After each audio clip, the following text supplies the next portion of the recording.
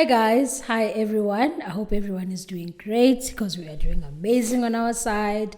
Now my name is Tshwanelo Shi, and I'm here with Johnson Shi. Now, if it's your first time seeing my face, seeing our faces, or coming across this channel, you are welcome. Thank you for choosing to tune in. But if you are a regular or a subscriber, thank you for choosing to tune in once again. We truly do appreciate the support. Now, welcome to another episode of the Diary of Two podcast, right?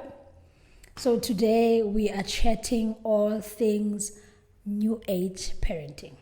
Is it new or new? I think it's new, not new. Not new. Okay, so we're talking all things new age parenting. Now, my husband and I have 4 children, so I'd like to believe we know what we are talking about.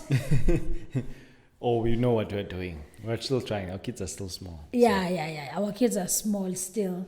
Our oldest is almost 10, and our youngest is 1 year, 6 months. Yeah. So we still have a long way to go. It's fair to say, ne? Yeah, fair to say. Fair to say. Long way to go. Yeah, I think we always having these chats where we are seeing the difference between how we were raised and how we are raising our children. Yes. And of course, from the way we were raised, there are certain things we liked and we would like to practice when it comes to raising our own kids. And then there are other things where we're like, I'm not sure why that was done. Yeah. And I'd probably love to change that. But yeah, so I think that's why we just decided to get into this chat today. Yeah. I think it's important also so that we can evolve as people. Yeah. At the end of the day, we are, what do they call it? The new society, the new generation, and obviously there's new practices just like there is in technology, just like there is in new practices in business, in everything that we do. Yeah. So in the same way, parenting, there's also new ways of doing it and better ways of doing it rather than the way our parents did it. Yeah, I agree. We look at the way we were raised, and honestly, my husband usually says, if there's something that I'm complaining about in terms of how I was raised, he always says to me, you need to be mature enough to understand why you were raised the way you were raised. Because sometimes what we today may deem as our parents are being abusive or too strict, but honestly, they were just parenting. Yeah. Yeah. Whereas right now, it seems like all bets are off. Kids are literally, it seems like they're raising themselves, if I may put it that way. Some, or a lot of them. No? Yeah, I think it's also because there's a difference between the way our parents were raised themselves, so they have a perception of what parenting is and what life is all about. And then us, who were raised in a more strict way. So like my wife was saying, certain things we didn't like what our parents did, and therefore we've become softer. That's why our kids are having the soft life. Yeah, more lenient basically towards our kids. In hopes that they'll still turn out okay, Obviously there's pros and cons to doing things more lenient. Definitely. And there's also hopes and dreams that they will be still okay and turn out okay if we are more lenient with them. Yeah, I'm with you. So we've got a few pointers that we'd like to touch on.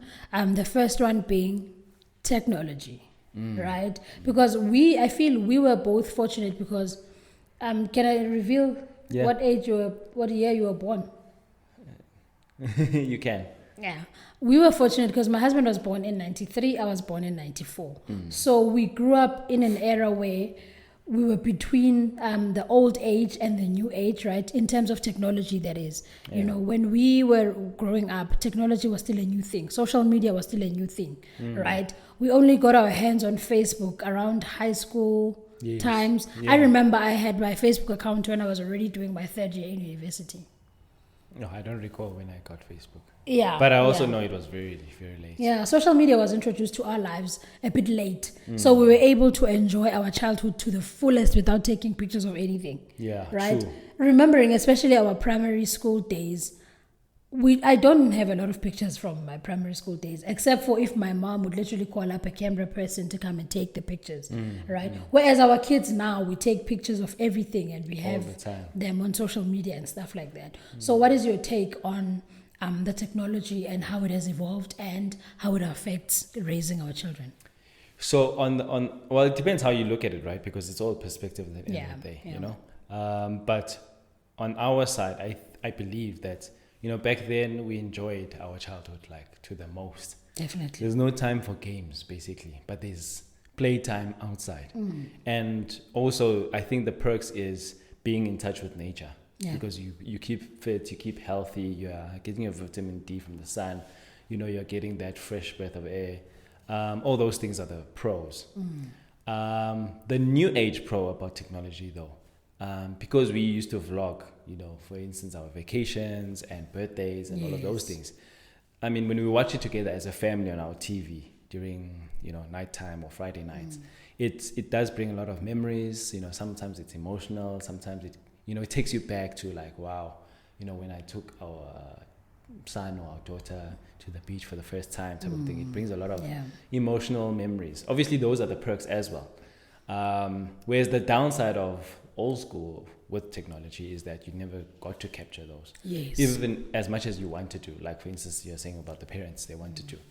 And also, the pictures that they have also, it's the funny ones. Those poses by the trees and, those poses. So it does also bring back memories. But I think the main point that I'm trying to get at is that it does create memories. So it is a good thing. And we should appreciate technology for that, right? Obviously, it has evolved with the lens, the megapixel and all of that.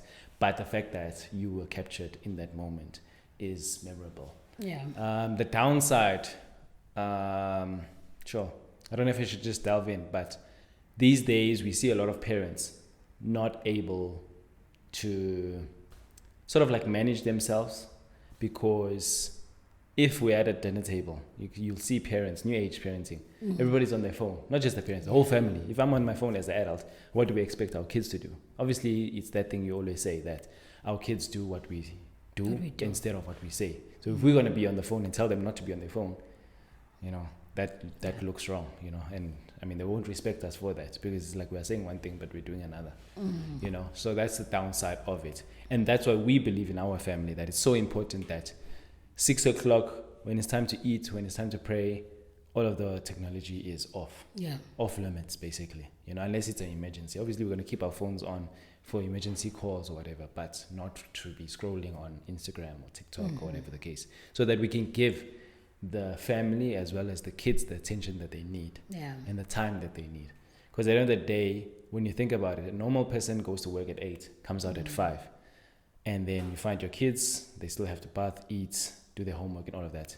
The time you actually spend with them is very limited. So we've come to acknowledgement of that, and that's why we've decided 6 o'clock off limits. We're focusing on our family and the kids. Yeah. For me, I look at new age parenting in terms of, let's talk about just the TV, right? How you regulate what is on TV, how you regulate how much TV your children actually consume, and what kind of content they consume from TV, right? TV being the television. Yes. So for us, when we were growing up, I remember at home, I used to watch cartoons a lot because I was a child when I was still in primary school. I think I watched cartoons up until high school. So I used to watch cartoons a lot. My dad would always make this joke that when we sleep late at night, in the morning when you switch on the TV, the channel you're on will tell you who was the last person to sleep, kind of thing. Because I remember I loved watching cartoons and stuff. My brother loved watching Trace at the time, where there were music. And then he watched soccer every now and then, because it was not, he loved playing it more than watching it, So my brother would be watching the music videos and stuff like that. So I feel at the time, my parents didn't have much to worry about, because we were watching, I feel, age-appropriate things, right? Yes. Now, sometimes your children are watching something and you are not aware of what they're watching, because remember, we use smart TVs now. Remember back then, when we were growing up, when I'm saying back then, it feels like I'm saying 40 years ago, and we were only like so young. But when we were still growing up, there was that thing of the channel will tell you what the person was watching. But right now, we're using smart TVs. Your child can just exit, and then it's back on the homepage, and you have no idea what they were watching.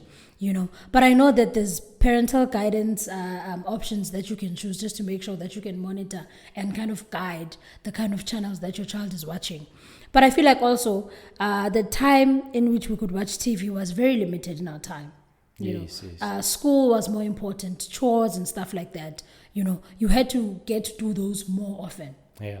Because I remember with us, we were literally allowed to watch TV to the best, like to the max on weekends, right? Of which my brother never really got to watch TV because he was always playing. out and playing outside. So I remember that I used to watch TV a lot on the weekends because during the week, when you come back, there's homework, there's house chores and stuff like that. So there's not enough time to consume all this TV content, of which I feel now looking back, that was really a good thing to do. Whereas, because right now, everything is on TV. Like, when your child does homework for an hour. After that, you let the TV help them do the homework. Yes, right? yes. There are those educational channels, The other day, we were watching our kids. They were learning how to draw. I think Sonic or the cartoon character Sonic and Spider-Man and stuff. So the TV is literally teaching them how to do something, So it's kind of I have this self-contradiction where I'm like, I'm not sure where I stand with that, because sometimes it's nicer if you as the parent is showing them how to draw something, but obviously we are not all artists. I think with that also, so that's the thing about knowing your kids, right? And how do you know your kids? It's by spending time with them. So I think I can safely say that we know our kids, like you're saying, because they can exit and we don't know what they watch. But because we know the type of characters they are, we know what they are into. So we know chances are they're going to be watching this and that, right? Obviously, we don't know over time when they start hitting puberty and stuff like that. Yes. It'll be a different story, right? But I think going back into the our time, like you're saying, TV was very limited. So we never had DSTV. So the downside was you only had SABC 1, 2, 3, 4. Okay. Yes. But also with that, back then, if you miss a show, you miss a show. That's Whereas it. nowadays you can pause, you can exit, you can come back to it, You can even record. Yeah, we also don't have DSTV, what you call compact or whatever it is, Yeah, where we you don't. can go we don't back have and those stuff. things, Yeah. So back then, life was a struggle, hey? For And I me, think I that's feel- why we never focused on TV. On as TV, it much. wasn't really like a big thing, because I remember SABC 1 would repeat the same movie literally True. like 58 times a year. Yeah. Even And- nowadays, they still play the same movies. Yeah, type of yeah, thing. yeah. I think they used to like repeat movies, which to a certain extent it was fine, because I mean TV was not really a thing. Yeah, but also that's what makes our life back then so interesting. It's like, when you go to school, you can talk about a specific movie. Everyone would have watched it. Everyone knows it. Yeah, everyone knows it. On Even Friday if you nights, didn't catch it this weekend, you saw it Exactly. last month. Exactly. So Right. there was something, and then you would play out that movie or whatever the case may. Not that I'm Yes. saying these days they don't, but I'm just saying at least people were more intact, I can say. Yeah. In I tune, also feel like we are still very fortunate right now because our kids are still young. So they, like you said, we literally know what they want to watch. Even for weekends when we do family movie night, we know exactly what they will be interested in, right? And right now we still have the control over what they watch.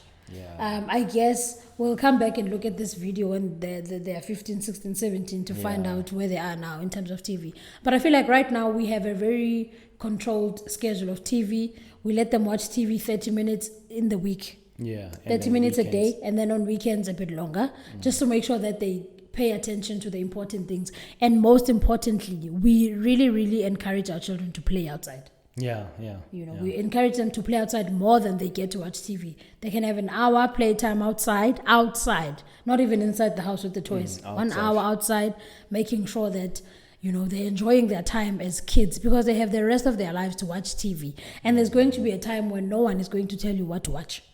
So so right now we are using this as our time. Yeah. So let's look at social media, content consumption on YouTube, on TikTok, and all those social media platforms. I think with TikTok, it's very difficult to monitor, number one. Yeah.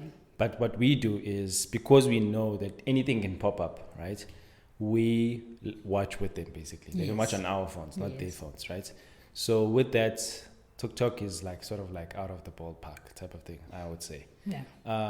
But certain things if you know a specific family that does specific things, you can go into their page and only watch their content. Yeah. Then at least you are in a specific field. You're not just going everywhere, right? With Instagram, I don't think they are very fond of it. I know YouTube, they are big on it. All of our kids.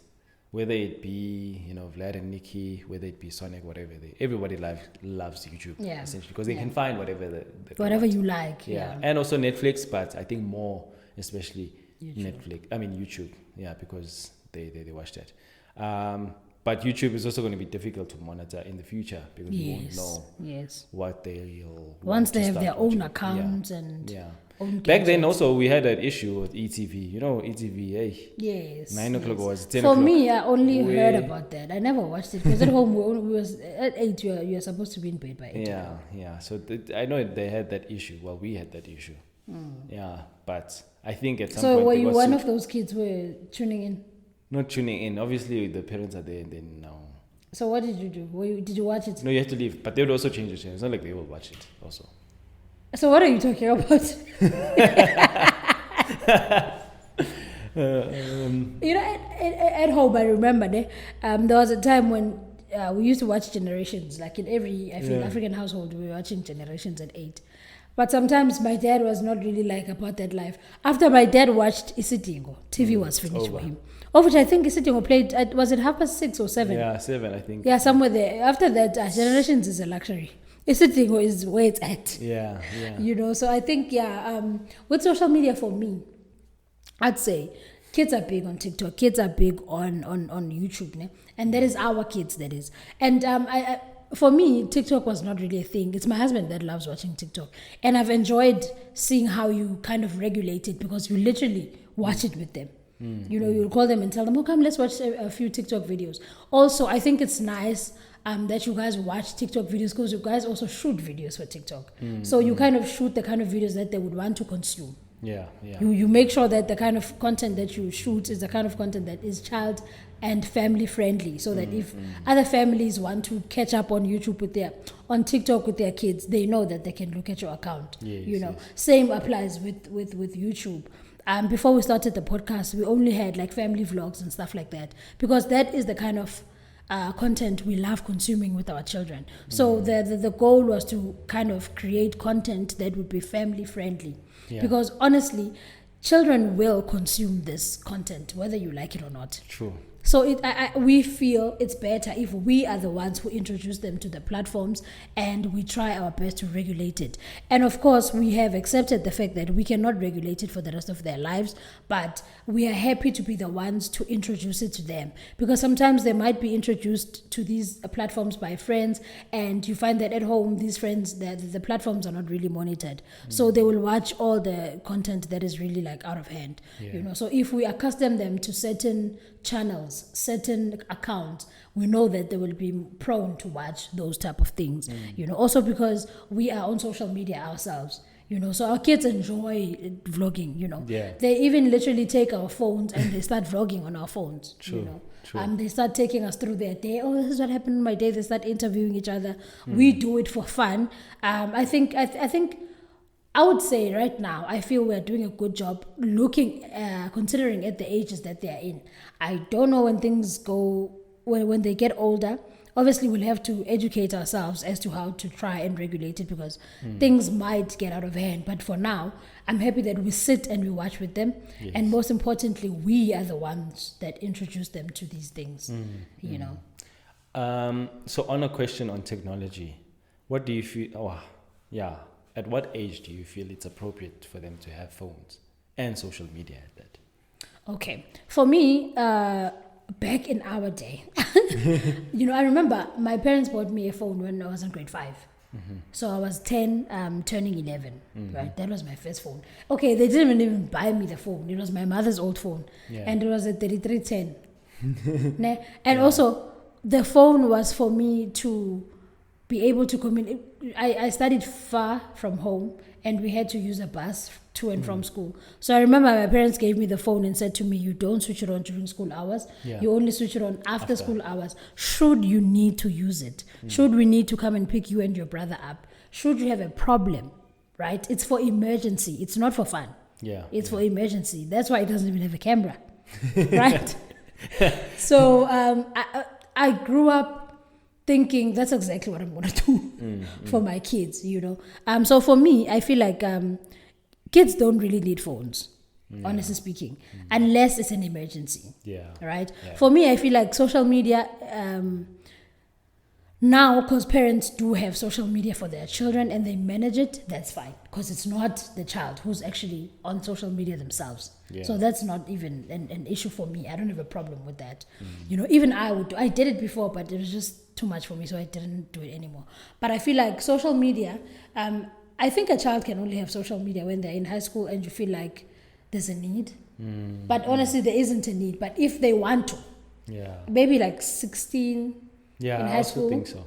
Because like imagine I just shared now, I had a Facebook account when I was doing my third year varsity, and I think also the same with Instagram.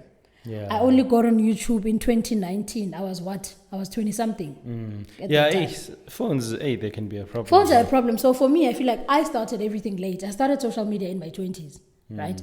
And then I can't really say my kids should do the same. Yeah. Right?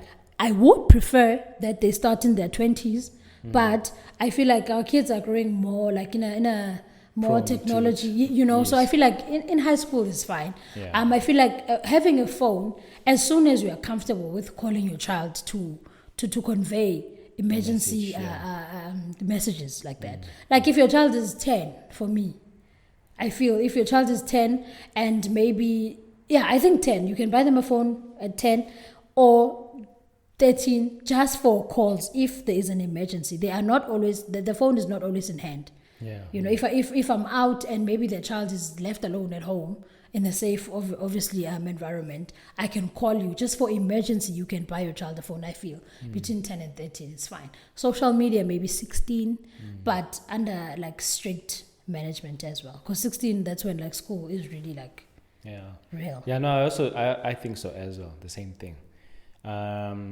But phones in general, I have a thing against them. Like, phones they were supposed to be for a good thing, like easier way of doing things. But I just have a thing against it. I think it's also the trauma of hearing people from high school, they are saying that no, they are going to study with their friends, and then things happened, you know. But also the downside of back then of having a phone, memory cards, guys. Being a guy was a problem. You know, back then when you had those phones and then it was installed a memory card, you could only put like maybe 5 to like 10 songs. And then if you want a new song, you must delete. Whereas now, because you have Wi-Fi and you have YouTube, you can listen to any song. Yeah. True. So that's the downside. Are we agreeing in terms of what age we're getting our kids phones and stuff like that? Yeah, I think so. Yeah, because one thing I've noticed, we are not big on getting our children phones. It's not a thing for us. And also, I think it'll also depend on the character they are. So, for instance, we know that we pick our kids up at specific times, right? So, depending on the child, maybe the child does a lot of extra meals. You know, every now and then, maybe they'll say that today they have to do a match and they don't know what time they finish. Then, you know, okay, this child probably needs a phone for those type of emergencies now. So, those should be... What's this? Yeah. I think they're more likely to be responsible for even their phones once they're 10, from 10. Yeah. Anything below that, the phone must be just for games or whatever, but not for internet. You know? Because back then also the phones, you couldn't do social media. Yeah, there was no social on media. On the 3310. Yeah, you just snakes and ladders, and then once you are finished with that thing, you're done. Because now our oldest has a phone. He's almost 10, but it has nothing. Yeah. There's no... We also monitor it very strictly. We're also monitoring it because the phone is a modern phone. Like it's the phone that can actually have access to anything. Yeah. But he has nothing. There's no internet on that phone. Yeah, he's even bored. I think he feels like it's a 3310. Yeah, he feels like, what's the point of having this phone? But for us, we're looking at it as we are only going to call you if there's an emergency. You are not going to have that phone as a just for leisure. Yeah. So of which I feel like it's going to be the same with all the other kids. I feel like we'll only give access to the internet to our children solely to them independently when they're in grade 10, I feel. Yeah, and also I think the other reason why we're doing it is because phones also, it has a negative impact on health as well. We know the whole thing about, you know, the radiation and all of that, you know, sleeping with the phone under your pillow, all of those things. we've heard stories, so it's not good for the kids. So I think that's why we also try and monitor it. The phones, yeah. I was last week. We attended a grade 4 orientation meeting. Our first is in grade 4 now. So the principal made a very interesting point. He said he was also just talking about how phones are just not good in general for the children because they're distractive and all of that. And then he says, most of the bullying in school, most of the bullying comes from cell phones. Because he says you will find that these children will create groups where today you are the flavor of the month. Next month they start picking on you. Yeah. Next thing you start not wanting to come to school because somebody has said something about you. Yeah. On WhatsApp groups or whatever. So I kind of picked that up because most people won't say mean things to you in your face. Yeah. But they are very comfortable texting the thing on WhatsApp, on a WhatsApp group or whatever, So I never thought of it like that. But when he mentioned it, I kind of realized that it's the same with us adults.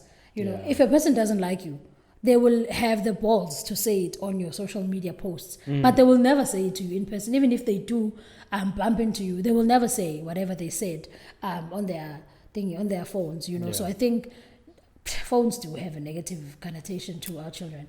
Also, I just touched on something that I want us to elaborate on, the distraction that it provides. Yes. Also, they have so much on their plate these days. I've seen their homework books and stuff like that. I think they have a mouthful of homework, in general.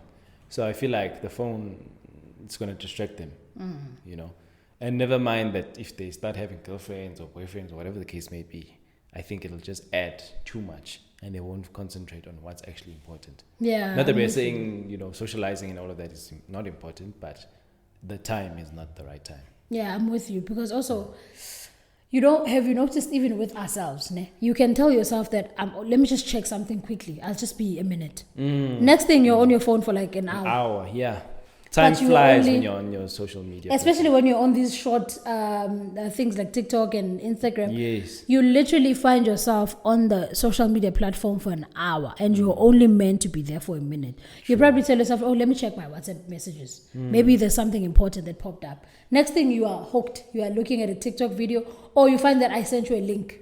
You watch the video that I sent and then you watch all the other ones. Yeah, true. So, and then next thing, it's already 8 p.m. It's time to sleep. I think it's important for us to be conscious in general about social media and technology in general. Yeah, I think I'm happy with the direction our episode is literally taking, because technology is a big thing. Something I'm realizing is that it's interesting how the way we were raised and the way our children are raised is so different in terms of technology and social media. Our children will never know a time when there wasn't Facebook, and our children are not even on Facebook. They don't even. I don't think. Do they even know it? I don't think. I've never heard our kids talk about Facebook. No, they only mention TikTok and Instagram. And the only reason why they talk about Instagram is because they see the pictures that I've posted, then I will show them. Otherwise, their thing is TikTok and YouTube. And I feel like that is mostly because we do shoot content with them for those platforms. Yeah. So that's how they know about it. Right. True. So just like everything else in life, there's both pros and cons. There's both disadvantages and advantages to everything, right? So I feel like we have really spent some time on most of the disadvantages of technology and social media, content creation and stuff like that.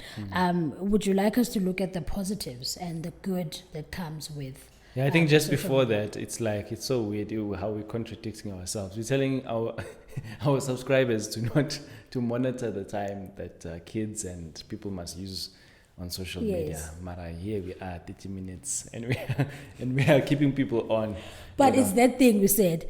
If you want your children to consume our content or any type of content, it's family related. Yes. I feel like we are at a point where we are creating content that is suitable for families. Like you can watch our channel without cringing. Yeah, but also I think it's also, the whole purpose of the podcast itself is also to empower and enlighten others, right? True. And our whole purpose is family, because these days I think there's a lot of family dynamics. Yes. There's blended families and then there's blended families like us, right?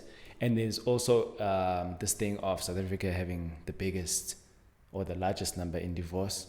We're also trying to also show the light in that, where there are people who make it. There are people who are fighting for this and believe that it can work.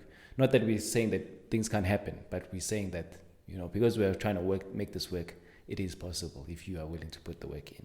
Definitely. Yeah. Definitely. So do you want to dive into the good that comes out of technology and social media in terms of parenting, that is? The first point is, I don't think it's necessarily good, my point, but, seeing your kids enjoy a specific topic on, for instance, TikTok or whatever it is, right? Seeing them happy makes you happy also. Seeing them laugh also makes you, happy. Yeah. But sometimes that's the thing of managing it now, because too much of anything is not good for you as well, right? But yeah, there's also perks in the sense that you can learn a lot of things as well. And in our case, because we are on social media, it's sort of like it rubs off of them in a way, where they are also just taking a phone and like, hey, welcome back to our YouTube channel, type of thing, But yeah, that will also have to mold over time. It might be just a thing because they see us do it, not because they have a passion for it. But yeah, like I'm saying, they can learn a lot of good things out of it. People out there are doing content on a specific topic. For instance, property. People can learn on it. People can learn on maths, for instance, for high school kids. Teaching you science, maths, all those subjects that you actually need to practice and so forth. So yeah, there are perks to it, but it's just how you manage it, I think, as a parent. Yeah. For me, I feel like just like you've just mentioned, love, YouTube, technology, social media can be very educational, depending on the type of person you follow, the type of account you follow. I know there's this gentleman, I think his name is Mlungis Nkos. He teaches matriculant science and math on YouTube. So you can't really now forbid your child from learning from YouTube because you don't want your child to be on social media. True. Like, you honestly can choose.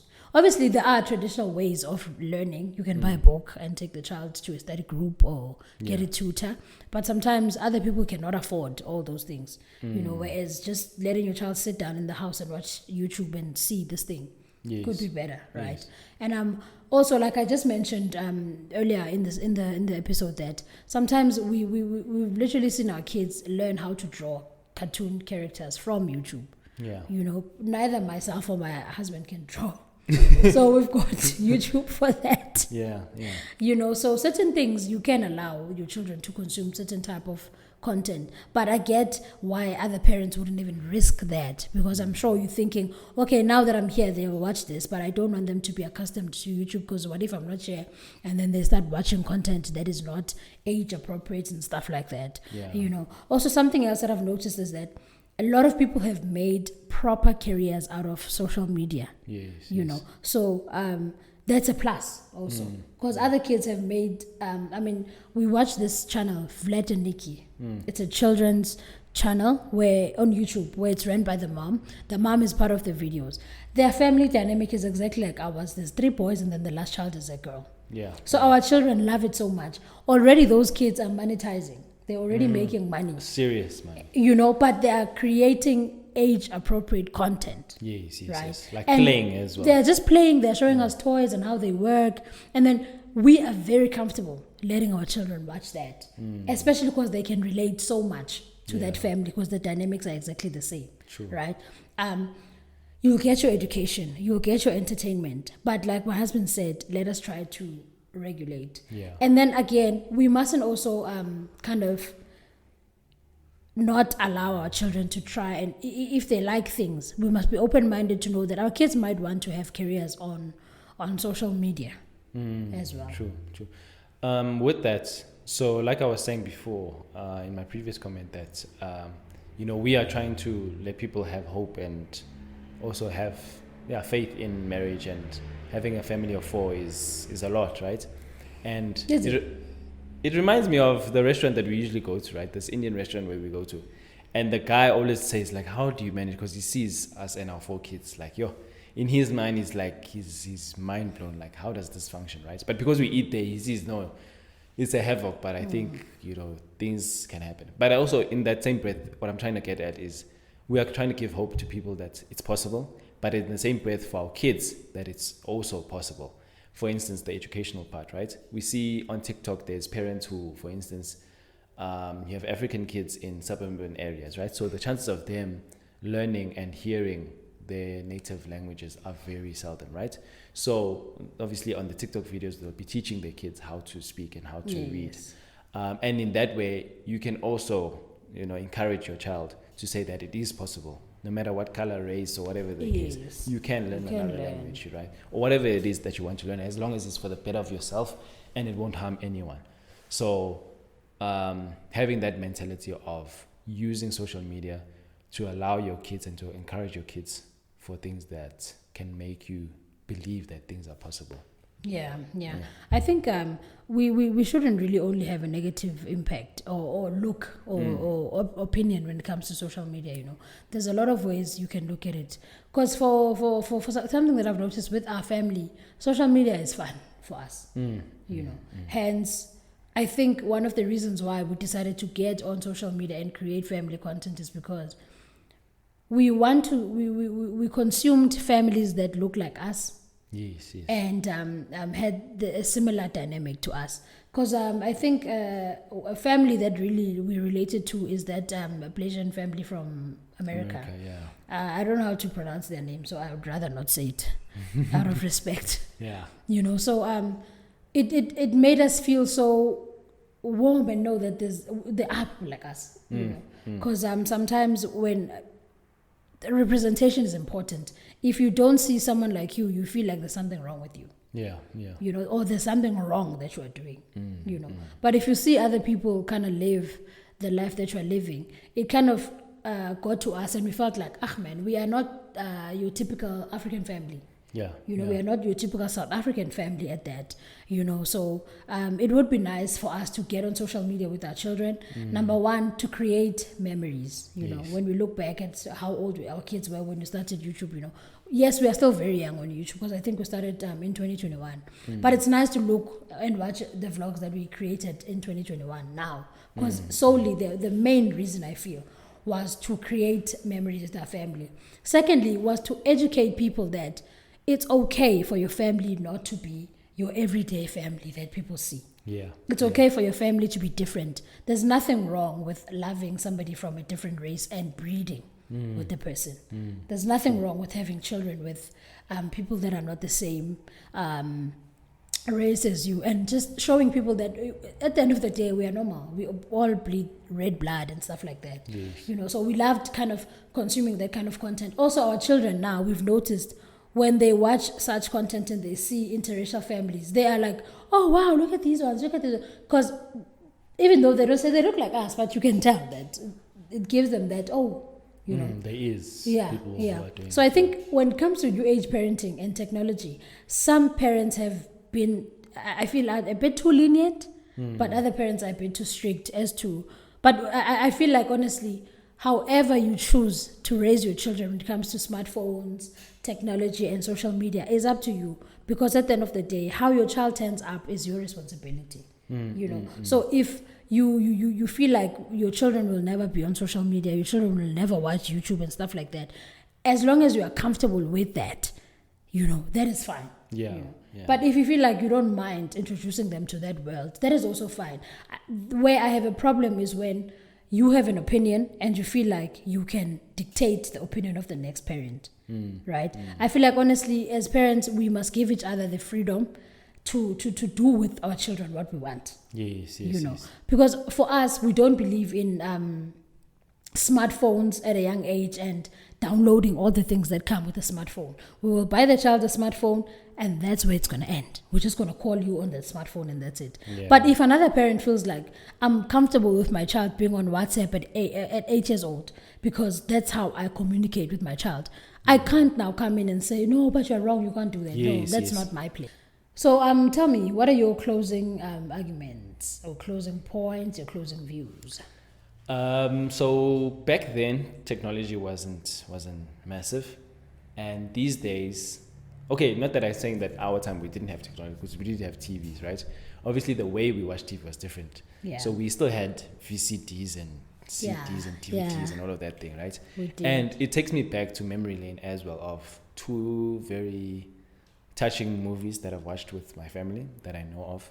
I'll just mention one where I think my dad made us watch it. Like he even closed the curtains. Oh, he made it. Yeah, he made it like a total theater. scene. Yeah, you know, where we were all watching and with our cousins as well, right? And then it was about this Chinese family. You know, back then, our parents always referred to back then how difficult life was. And how poverty was and all of that, right? So it was the same concept of some family in China where they had 7 kids, and then the parents, I think, passed away, so they had to go to different orphans and different families, Yeah. right? And then when they grew up, I think the eldest daughter or the eldest son eventually was trying to scout for all the different kids, siblings rather, to come together, and that was the essence of it, like bringing your family back united. It was a touching movie because I think my dad even cried. My sisters cried. I don't know if I cried, but I'm sure you unless did. I kept it in. Yeah. But anyway, my point on that is that it's nice to enjoy family time with technology. It's nice. I'm a big fan of movies, as you know, not so much series, but movies, and important movies that have lessons behind them, so that at the end of the movie, we always can review them and discuss them and ask the kids their perspective and how they felt and what do you think, could have changed or be different in the movies. So there is perks to it, and I think it's just like, again, how you manage it and how you enjoy it with the people that you love the most, especially your kids. Yeah. I think On your side? I love that closing. Can we close on your closure? I think it was my story too touching. I almost cried as well.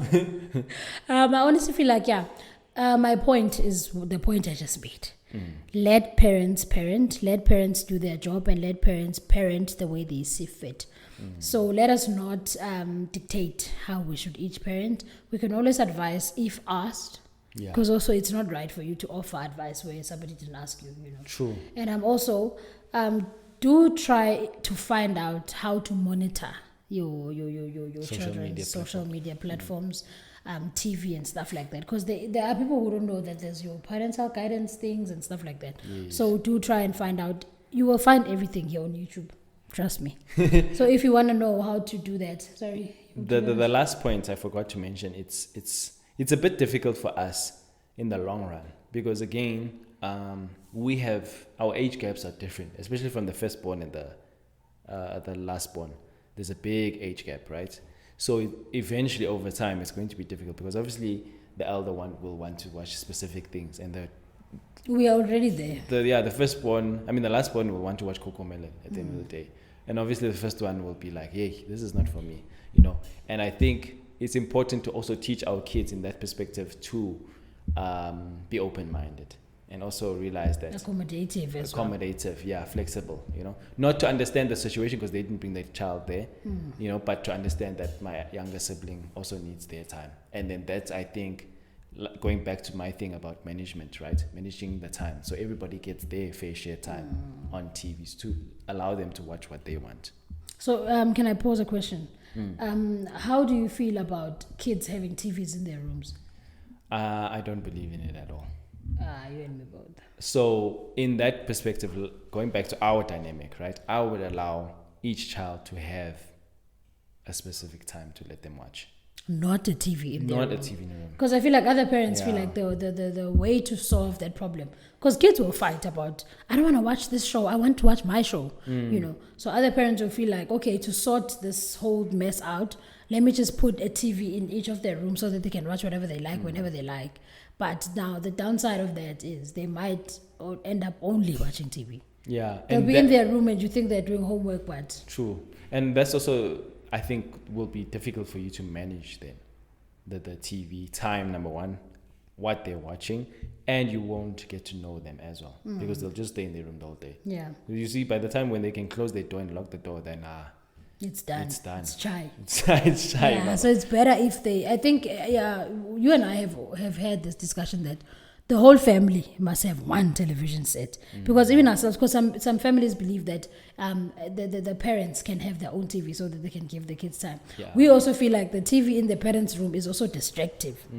Because we'll stay in our bedroom. We will also watch TV alone, and the kids will also watch TV alone.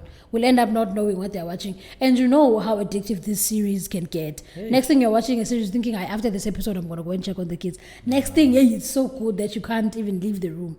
And then you don't even leave the room. True. You know, so we've pondered upon it for long that, okay, let's buy our own TV and let them watch this TV. But I think we are comfortable with the decision we've made that we are all going to watch the same TV so that we are able to also build on family time. Like you said, with the movie that you watched with your dad, the impact that it had, it could not only be the message that the movie was teaching you, but you will always remember how it felt sitting with everyone in the family, watching that movie and seeing how everyone reacted to the movie. Yes. How it made you feel watching the movie with your family. So I guess it's sometimes parents do things that they don't realize how far the lesson will go.